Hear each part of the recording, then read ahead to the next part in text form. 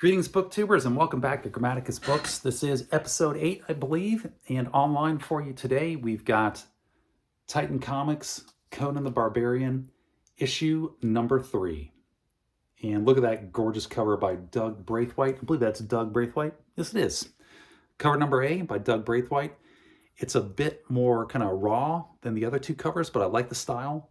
It's good. I'm really enjoying the various different artists and their various styles on the covers of these Conan magazines. Really good. So how does issue 3 stack up against issues 1 and 2? If you haven't seen my video on my review of issues 1 and 2 of Conan the Barbarian from Titan Comics, go back and check those out. It's on the channel. It's a really good overview of those, the pros and cons of it. And there were some cons. And I'm happy to say that I think with issue 3, that it's improving a little bit. I mean, they're still good. 1 and 2 are good. Please don't misunderstand me. Those are excellent issues from Titan Comics, but I think Titan Comics number 3 of Conan is even better. And it's because, particularly with the writing with Jim Zub, who's been the author of these novels for all 3 of them, he corrects some of the deficiencies that were kind of bothering me in issue 2. They're not wholly corrected. There's still a little bit of concern here, but it's better. It's better overall, and that just makes this even better on top of where it was before. I'd give issue number 2 in particular, I give it like a 7, a 7.5 out of 10. I give this one a solid 8. So excellent news for Conan fans. We got Titan Comics publishing Conan. You can put Conan in your hot little hand. If you have not bought Conan number 3, go out and get yourself a copy of issue number 3, read it, and then come back and watch my review and see if you agree with it. If you don't, or if you do agree with it, put it in the comments below. I'd love to see your comments. I do read all the comments. So let's get into it. Issue number 3, Conan the Barbarian. What are the positives? Same as they were with issues 1 and 2. The art by Robert De La Torre is just off the charts. It's fantastic. I love it. Even the kind of the muted coloring that was in issues 1 and 2 and is through issues 3 works really well for being in a dark wizard's tower and being in the grim gray hills, misty hills of Samaria. It really fits right in. And De La Torre is a superb artist. The man knows what he's doing. They hit a home run, Titan Comics did, when they hired Robert De La Torre in order to do the artwork in here. And look at this action scene in here. You got the zombies up here. That's great. Great little drawing, big drawing of the zombies with the 2 priests behind them. And then look at the posing with Conan for the action. Again, it's just a love letter to John Buscema, and I know that it mimics John Buscema's style very closely, almost too closely for some people's likes, but again, I do really enjoy it. I think it fits really well, that style of art, and I prefer this type of artwork to more of a, say, a modern take on Conan, which for me, it just doesn't work. You're talking about a character who was written by somebody who was writing these stories in the 1930s about events that were happening millennia ago, and this just works so well, and it's done so well. He's such an excellent artist. I do have one small little criticism. When De La Torre is drawing biceps, particularly when it's looking at the bicep head on, they tend to look like an inflated balloon right there. And that's a John Buscema thing. John Buscema did that too, but not quite to that extent. I think we've gone full 11 on the amp scale there with the round bicep. But that's a very small thing. It's not a serious critique. I really love the artwork by De La Torre. And if you look at this splash page right here, this shows you that Rob De La Torre knows what he's doing. He's professionally trained, obviously, but he's a professional artist who paid attention. So if you look at this splash page, the layout on it, it's perfect. It's designed by somebody who's a professional who knows what they're doing. You've got your central figures, these priests that they've been following. They're bracketed by the stone, which offsets them and highlights them on the page. You've got brighter color behind them, which again highlights them, draws everybody's eye down to it. All the figures in action up here are looking down towards it. So you start here, you takes your eye to the center of the page, holds your eye there, and then you've got the other action, which draws your eye down to the lower right of the corner of the page, which is designed in order to induce you to turn the page and follow it in a very flowing manner onto the next page, which is a big splash page of the evil priest involved in a dark rite of sacrifice of Sumerians. So it's good stuff. It's a pleasure to open a comic book these days and see an artist who knows what he's doing, and Robert De La Torre knows what he's doing. It's got more great action in here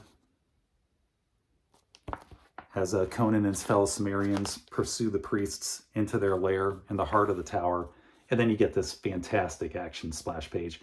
And again, this is De La Torre demonstrating just what a fantastic artist he is. I mean, not only can the man draw and portray action well, but again, the layout is superb. This is a splash page. It's a double fold splash page. It's designed to hold your eye on it. So all of the action in here, everything is focused into the center of the page. It all flows into here from this side. And then from this side, it all flows down to the center as well, with the priest up here looking down towards the center of the action, and even the light coming off of the top of this raised rock promontory that he's on. Even it is flowing and taking your eye in here. And that's all designed to hold your eye on the page as long as possible so that you can just soak in the beauty of this page. And it's just superbly well done. So that's the highlight of this for me, is the artwork is fantastic. I had concerns about the writing in the first two issues, particularly with some of the language that was being used, and some of the sort of opinions and attitudes were expressed by Conan, like righteous fights in Vanaheim. And that word actually came out of Conan's mouth in issue number 2. And that word should never come out of Conan's mouth. That's not a word that would be used by Conan or Robert E. Howard for any of his characters. I take that back. You know what? With Solomon Kane, the word righteous might come out of the mouth of Solomon Kane. I could see Solomon Kane, saying, in the righteous, in the context of the righteous wrath of God, I smite thee. I can absolutely see that one. So I'm gonna have to back up on that one a little bit. But for Conan, no, the word righteous should never come out of Conan's mouth. And it doesn't come out of Conan's mouth in this issue right here. The word righteous does appear in this book, however, but it appears in one of the caption text boxes instead of as a piece of dialogue. And that's an improvement. And there's a lot less of sort of the modern lexicon that was showing up particularly in issue number 2. And there was one really cringe piece of dialogue in issue 2 revolving around the Brissa and Conan getting it on in about the middle of the book. And that thankfully doesn't make a repeat. So I think the writing does improve here, which bumps us up from a 7, 7.5 in issues 1 and 2 to a full 8 in issue 3. Liked it a lot. Jim Zub, good job, way to go. Keep continuing down that line. I'm really impressed with how the comic is going, and I look forward to seeing where it's headed. In this issue, the story arc, if you haven't been following it, is Conan is in Samaria, or right on the border of Samaria, when zombies come down out of the hills and they're slaughtering everybody. He meets up with the female picked fighter called Brissa, and then they wind up fighting their way free of a village that's being attacked. And they follow the zombie horde up into Samaria because Brissa tells Conan that they're slaughtering his fellow countrymen. And so they're following this Pictish, or this zombie raiding band, back to the lair so that they can deal with it and free Samaria and Pickland from this wrath and this pestilence which has gone down on them. And it turns out that Thulsa Doom is somehow involved in it. You've got the priest in here utters the words Thulsa Doom, but I don't think the priest is Thulsa Doom because he winds up getting killed at the end of the book. Which brings up one of my criticisms, is in parts the book seems a bit disjointed, and there is one editing mistake in here. It's a small thing, but at the end, here's Conan killing the head priest, and he's stabbing him in the neck with a sword, or short sword. I mean, you can obviously see it's a short sword, but in the text caption, it calls it a Pictish pike. This is not a pike. This is a sword, and he's chopping his head off with the sword. So it got by the editor. It's a small thing. Kind of a bigger concern with it is you have parts where it seems a bit disjointed, that the transitions, they aren't smooth. So on this page here, where you go back to Brissa, who's been tasked with leading the wounded and the weakened survivors out to safety, and it comes in and it's abrupt. It's a little too abrupt. And I'll explain that a little bit. So here's the previous page. And the previous page is Conan and his fellow Sumerians who have gone down to the heart of the temple to take out the head priest here before he can launch his army of zombies again. And then you flip the page, and then immediately you're not there. You're with Brissa on the outside. And I could see if like they transitioned this in, if Jim Zub transitioned this in, and you said, you know, Brissa, you know, is engaged in a battle outside, or some type of literary transition that would make sense. But instead what you get is Brissa just shouting, "Gods and devils, you'll not stop us here." And then Brissa's muscles ache even as her heart pounds with frustration. And it's just, it's not a smooth transition. It really feels like there was a page that was meant to be between here and here, and somehow the page got lost. So that was a little bit jarring, but it's not a deal breaker. Like again, I said, this is better than issue number 2, which was good, which means this is really solid.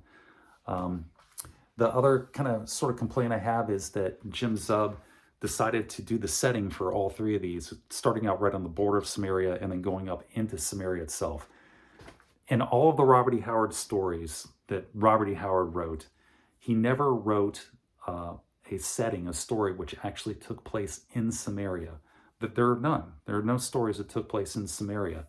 It's a land shrouded in mystery and mist, with gods lurking in the mountains, filled with men of heroic stature and gods out of the legends.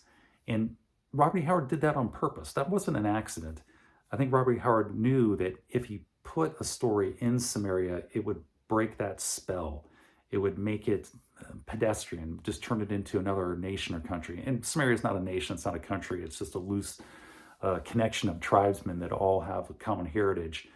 But by Jim Zub setting this in Samaria, I think that was a mistake.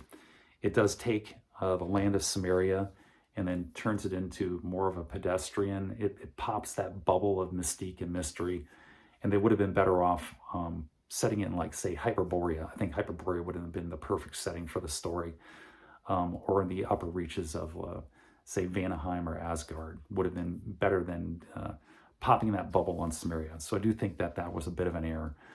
But the writing is good, it's solid, it improves in issue number 3.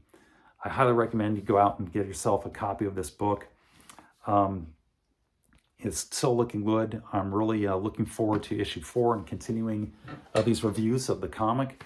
It's going along on an excellent track. I've got nothing but good things to say about issue number 3, aside from a couple minor issues. But here's one other thing.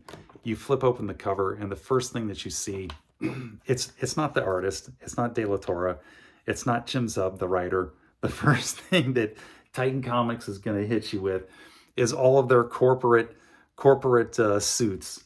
You've got the sales and circulation manager, the art director, the head of rights, the head of creative business development. Well, why do I need to know who these people are? I don't.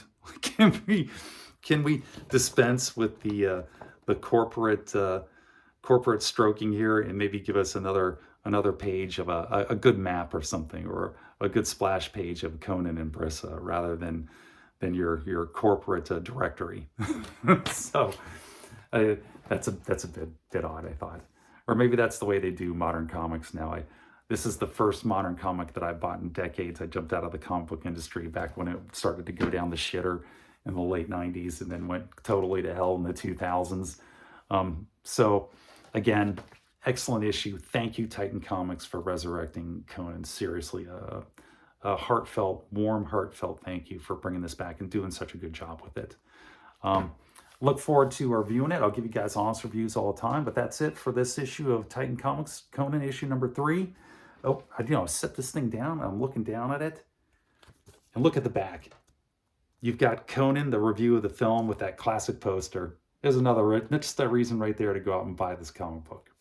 But that's it for now. So take care, be safe, and hopefully I will catch you all in the future.